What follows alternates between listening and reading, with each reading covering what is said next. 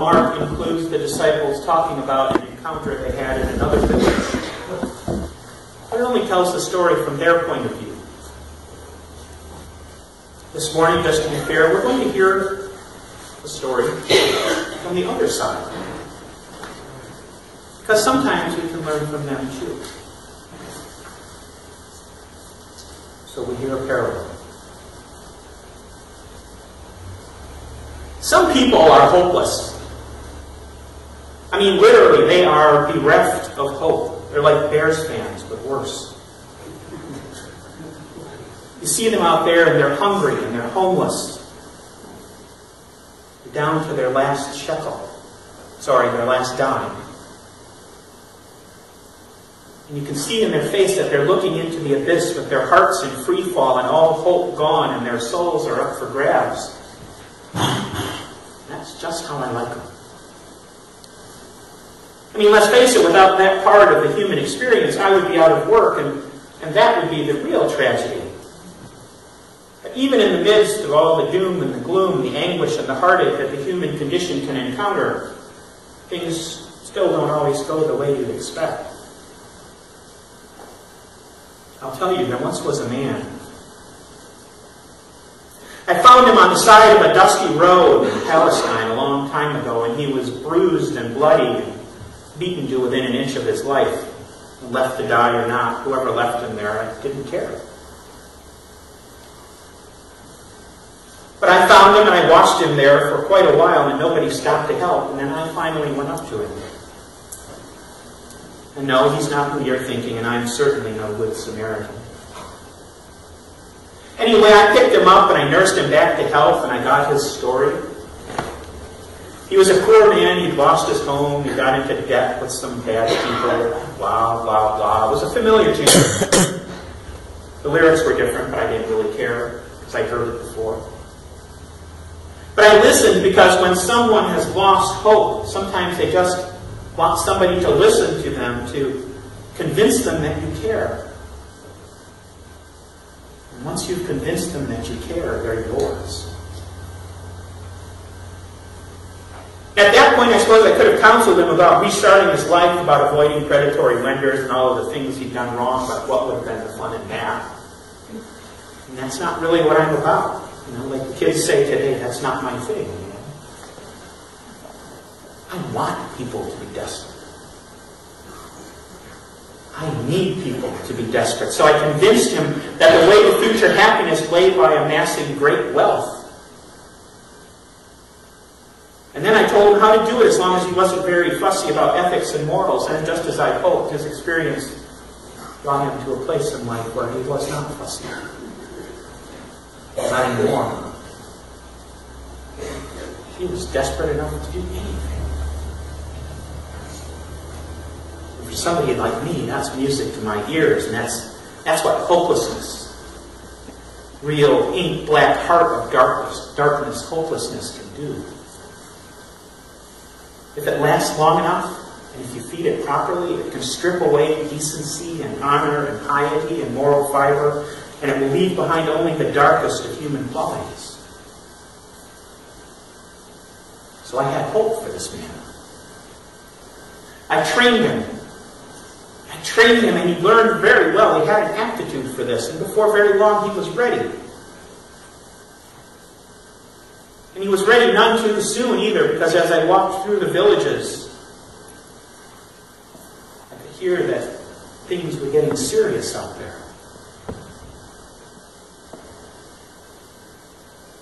And when I look back now, I think maybe I just pushed him too hard. Maybe he wasn't really ready. Maybe I didn't do a good enough job, but I was so sure.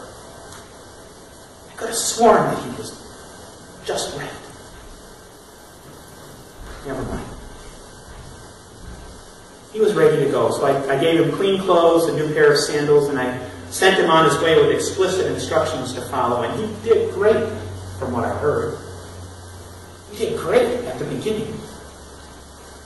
And then he just kind of dropped off the map. Seriously, he just disappeared after a week. So I had to go looking for it, which I didn't like. be honest, it wasn't that hard to find him, because a man like him doing the things he was doing out there in the villages leaves kind of a big footprint, if you know what I mean.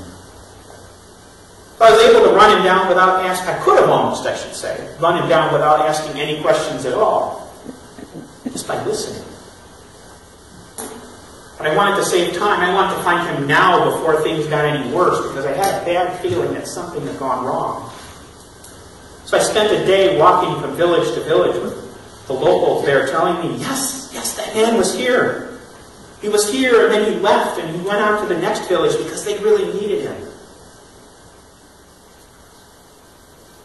And the trail of villages pointed like an arrow to the town of Capernaum. And that was good, I thought. That was good because Capernaum was the biggest town in the area, and that's where the real money would be made. But I was afraid that he was rich. So when I got to Capernaum, I plied a few of the locals with wine to get more details. And from there, I followed their directions, and it was just an hour or so walk to the Sea of Galilee. I found him there, pretty much where they said he would be. He was sitting, leaning against the trunk of a tree up on a hillside overlooking the sea. Just sitting, staring. I stopped a few yards away and I watched, and his eyes never left that glassy blue of the sea. They barely flickered, they barely twitched as they watched. I almost could have believed he was in some kind of trance, but I could tell he was watching out there. He watched the slowly rolling whitecaps on the surface of the sea, and he followed the dingy patched and repatched sails of the fishing boats as they glided through the water. But other than that, he did not move. And when a minute or two went by without him acknowledging my presence, I cleared my throat and I said, "You want to tell me what happened?" He didn't jump, so he knew I was there. And he didn't take his eyes off the sea. He just grunted and said, "Well, what makes you think anything happened?"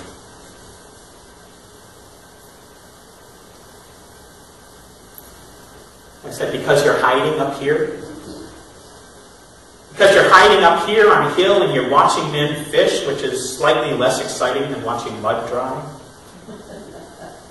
So let's try this again. What happened? What went wrong?" He didn't answer. He just sat there like a stone, staring at the sea. And I said nothing. I said nothing because part of my job is being a good salesman, and that means knowing how to wait. Because silence can be a powerful tool. Most people don't really like silence, so eventually they start to talk just to break the silence, just to fill the void, and once they start talking, you know that they're on the hook. Silence went on quite a while, and then he finally said, "You know, I did just what you said. I went to the first village and I preached, some sweetness and light, and I talked about how one day the Romans would be thrown out and that a Messiah would come. But in the meantime, before the Messiah got here, there was a higher power that we could call on. I told them all the stuff that you told me to say." And I just nodded to encourage him. I didn't really like hearing him talk about the Messiah or the higher power. I could barely stomach telling him to say those things, let alone hearing them again. And for a moment he was silent, and then he said, "After I did that, the woman showed up. The one that you hired, she had a boy with her, and he was foaming at the mouth, and she asked me if I could help. And then he dropped to the ground and he started to roll around in the dirt, and it was disgusting. It was just like you said it would be. So I lifted up my arms and I prayed for him, and I prayed for strength right there in the village square. And then I laid hands on the boy, and he jumped up and started to dance. And the people were amazed, and the woman wept, and she gave me a denarius, which was all the money she had in the world, she said. And that made me chuckle. That she gave you a denarius? She was supposed to give you 2. I had given her 3 and told her to keep 1. And smiled a little and said, I guess they figured they deserved the tip. And after that, I did just what you said. I made my way out of town, and I went up into the hills, and I waited there to give the word time to spread. And after a day, I went on to the next town, and I did the same thing there, except this time I healed a blind man who came to me. And I nodded again. That would have been Blind Thomas. He was an old rascal that had made a living by faking being blind for many years in Jerusalem.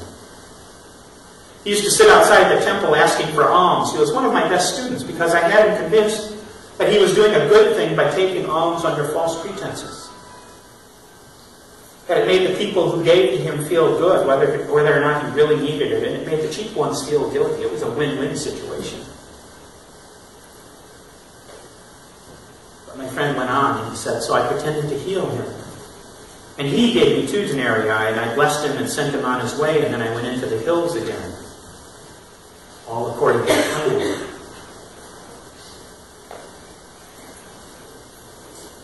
The sun was starting to get low in the sky, so I said, tell me what happened.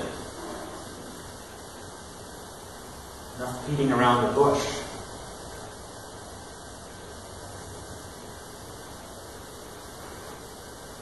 He was silent again, and then he said, I went to the next village. It was a big village. It was just outside of Capernaum, and I set up shop at the well in the center of town, and I preached.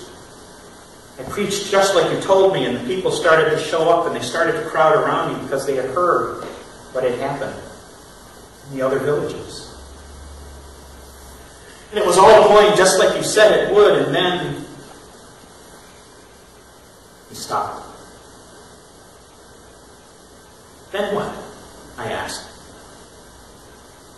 Don't try to draw this out. Just tell me. He said, then she showed up. It was a woman and her daughter, another child, and this one was foaming at the mouth again and jumping and twitching and growling like a dog. This one really did have an evil spirit unless you put her up to it. And I just shook my head and I said, no. I had nothing to do with that one. What happened?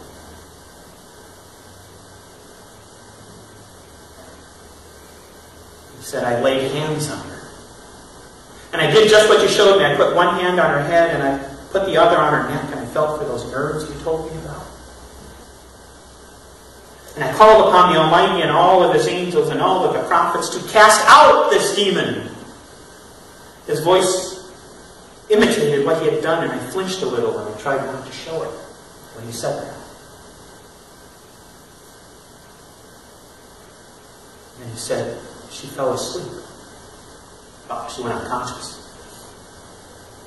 Just like you said what happened. Then I told the woman that when her daughter woke up, she would be well again.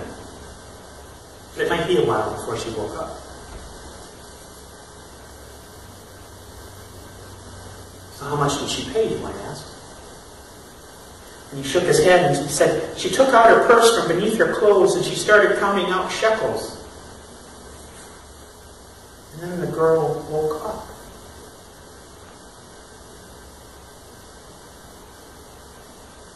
So I jumped to a conclusion. I thought I knew the story then. I said, oh, now I get it. How did you get away? Being found out as a fake was not a healthy thing in those provincial towns. They tended to take these things very seriously. They've lost more than one student that way, but say with me, it's their problem. He just smiled this big, dumb smile, and he said, I didn't get away. I didn't have to because she woke up and she was normal. She was healed. She was demon-free, whatever you want to say. She was just a little girl again. She was as good as new.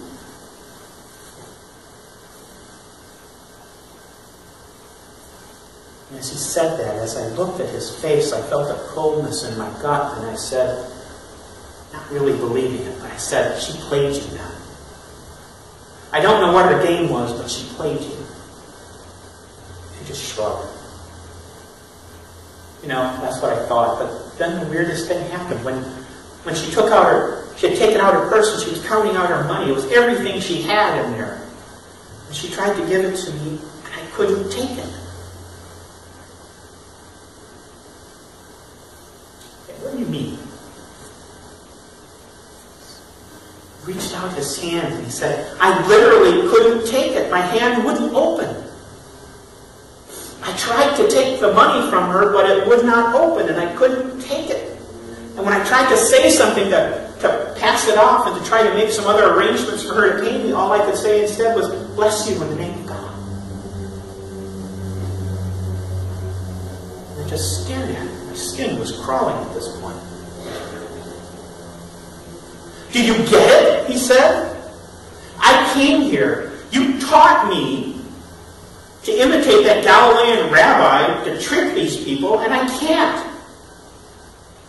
Because when I try to imitate him, I actually do work wonders. And when I work wonders, I can't take anything for them. It's a disaster. It's a nightmare. It was. It was a perfect plan that we had, and it went totally sideways. We were both silent then for a long time before I finally said, well, now what are you going to do?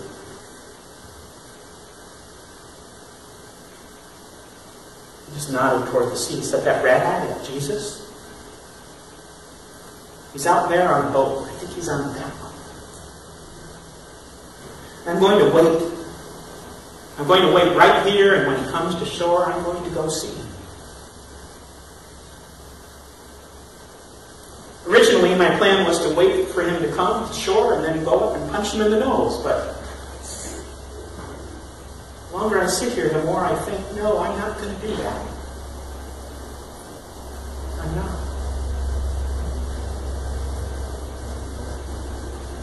I think I'm going to see if he'll let me follow him.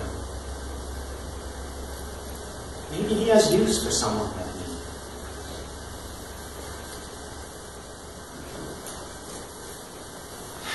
Maybe he does, I agreed. From what I've heard, he's taken on all the other dregs of society. No offense. I didn't really care if he was offended. He just smiled and said, none taken. I know what I am. And now I want to figure out what I'm going to become. Because I think that Jesus guy has a plan for me. And so I left him waiting and watching and hoping. And the sad thing is, I knew that that Galilean rabbi would take him in. He would welcome this man with open arms. Because my student was just the kind of sinner that he'd come to save.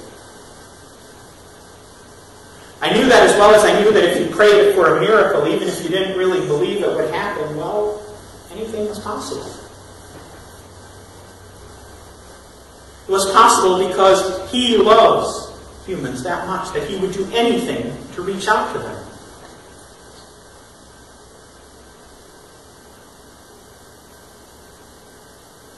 He loves humans enough to send his own son to die for them. And I'll never understand his fascination for you humans. Just as much as I'll never understand your endless capacity for hope in the face of despair. Maybe one day we'll find a cure for it. In the meantime, I'll be looking around. I'll be looking for anyone who's given up, anybody who's lost hope and lost faith. Because I know as long as nobody else gets to them first, as long as nobody gets to them to tell them that Jesus does love them, Jesus did die for them, as long as nobody can reach them, tell them there is hope. And I've got a shot. So do me a favor. Keep Jesus to yourself, won't you? Don't make my job easier. He always does.